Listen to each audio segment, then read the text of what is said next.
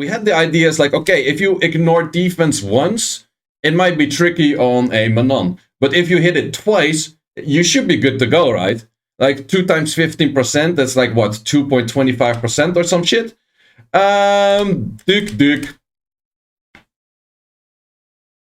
Yo, what's up guys? Siege Tournament round 4 against Aftermath EU, the legend of last season, potentially the legend of this season.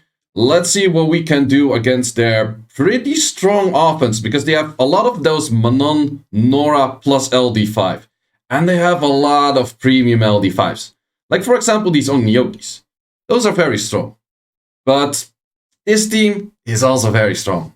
So the second hit, I do actually show some runes here. This is actually the first time I showed runes, but this was me just double checking what the stats were on these units. So might as well show the runes. You can pause it on that moment.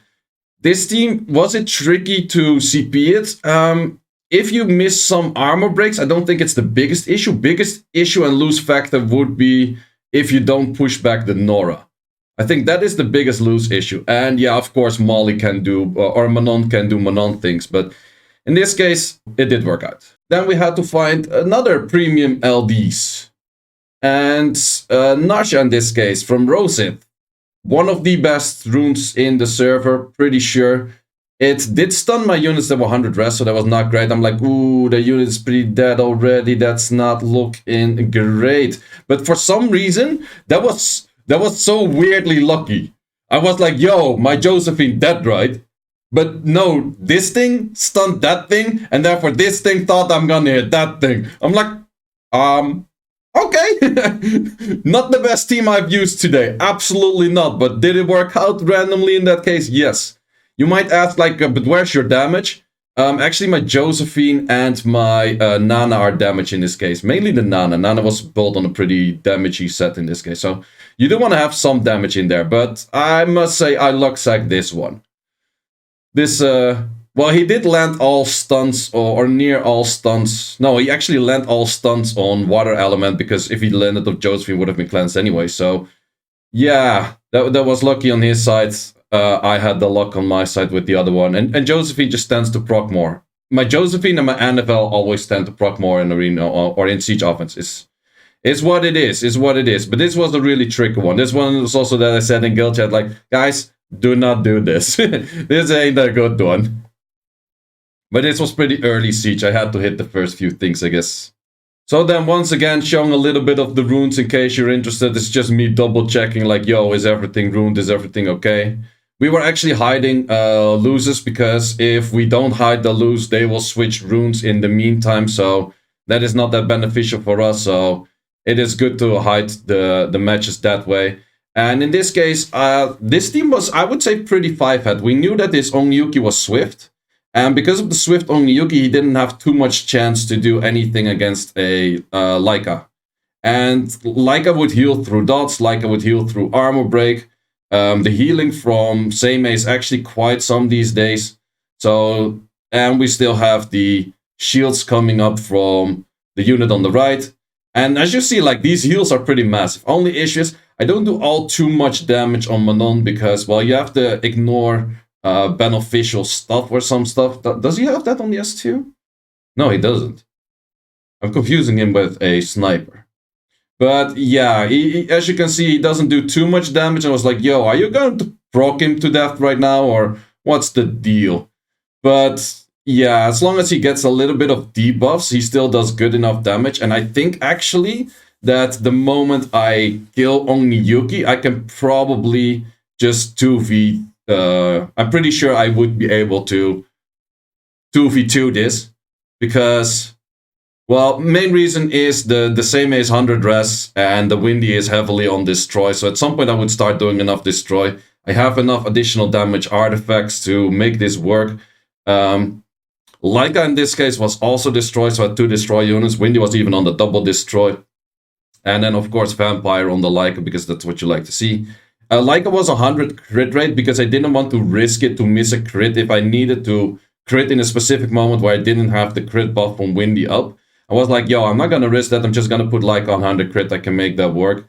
And then, yeah, this worked out. This was a pretty solid team using of Seimei, I would say. Seimei heals a lot. Like, if there's a bunch of D-base, Seimei tends to heal a lot. So that was a more solid team. And then the clip of someone else I just want to bring in there. And we had the ideas like, okay, if you ignore defense once, it might be tricky on a Manon. But if you hit it twice, you should be good to go, right?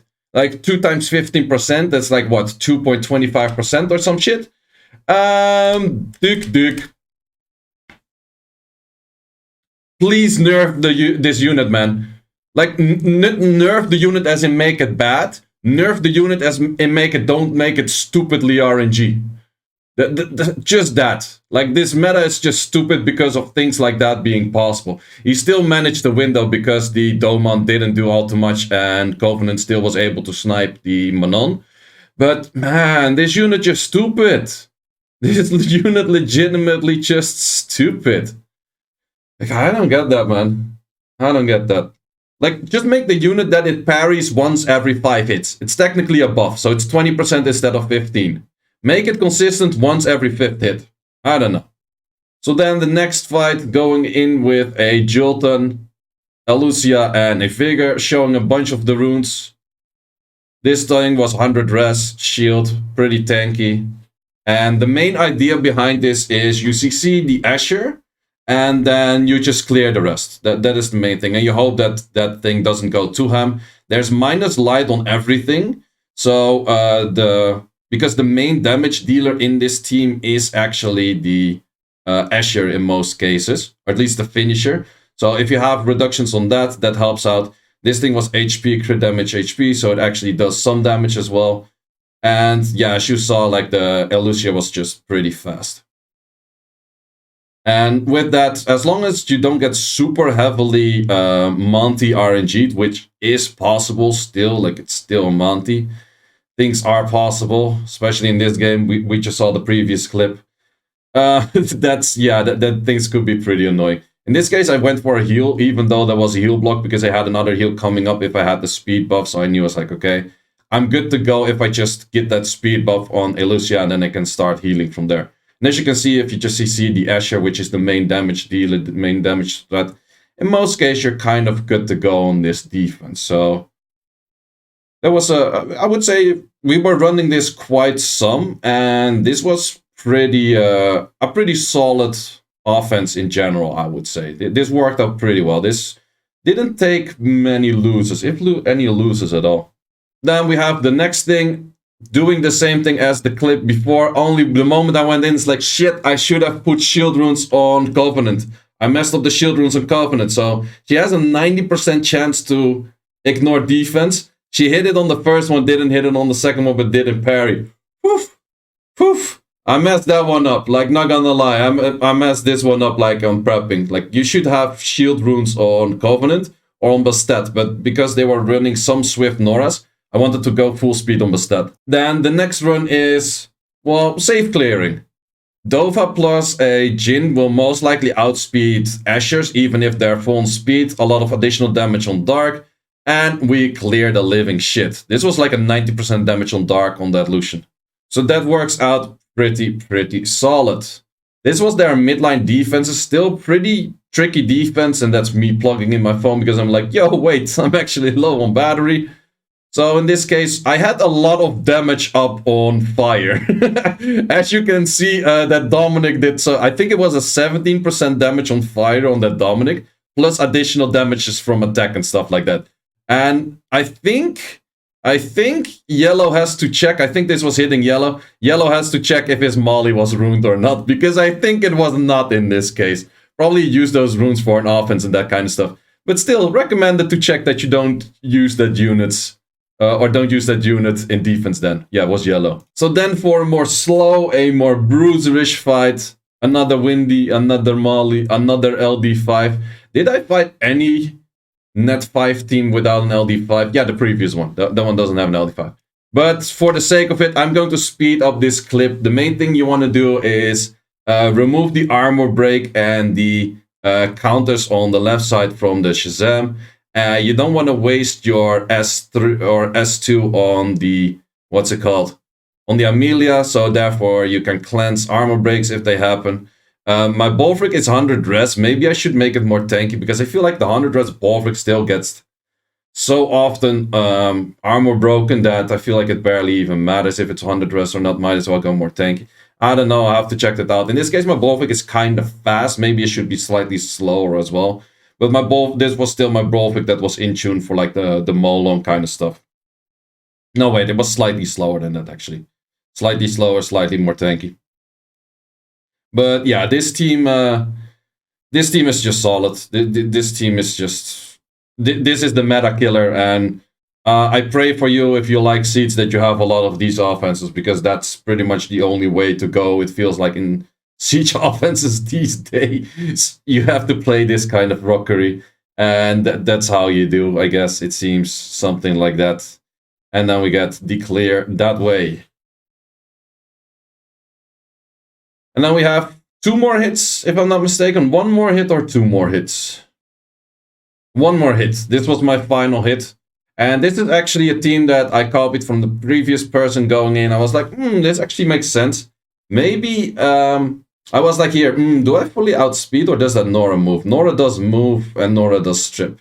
I was like, okay, I can bomb. Maybe I should have bombed Manon here. I should have actually bombed Manon here. It would have been a lot better, I guess. Because there was not really a point to bomb that thing. Well, I wanted to bomb that thing to force it to use its S2. That was my main thing, because if he starts hitting the armor break and then there's follow-up on the armor break, it could get annoying. Me doing the S2, not letting it explode, forces him to use S2, and therefore he cannot start with an armor break, proc into annoying shit, blah, blah, blah, that kind of stuff. So it was like a safety net kind of thing that I wanted to do that. And then we have the double bomber, no attack buffer, still a killer, 45k HP. I did this Sierra on, it had some crit rate. I think it was still like around 85 crit rate, not 100, because I knew I was going to hit the Manon anyways. The additionals were still on additional damage from attack speed and HP and all of that good stuff. But it had a decent amount of attack on that unit as well, so that did kind of help out. So yeah, with that, you kind of know how this works out. We can make this very long, but actually the Nora made this very long. I did put pretty good accuracy on the Sierra. I think I had about like 80 or 82 security on the, or security accuracy on the, but yeah, for some reason it was like, dots are okay, bombs are not okay. We just go with that. So, but it happens to me so often that Nora nearly dies just from being like provoking and then the counter hits going on the Nora and shit. But yeah, that is what it is. I had one moment I could have bombed the Molly or I bombed the Manon because Molly stripped it. But yeah, in the end, didn't do. But just killing with the S1. And that is what it is. So that was a clean 10-10, except that one fight against Nasha, I would say. That one was pretty tricky. And the one I slightly messed up with the Bethany. That one was tricky as well. Shouldn't have messed that up. But yeah, 10-10.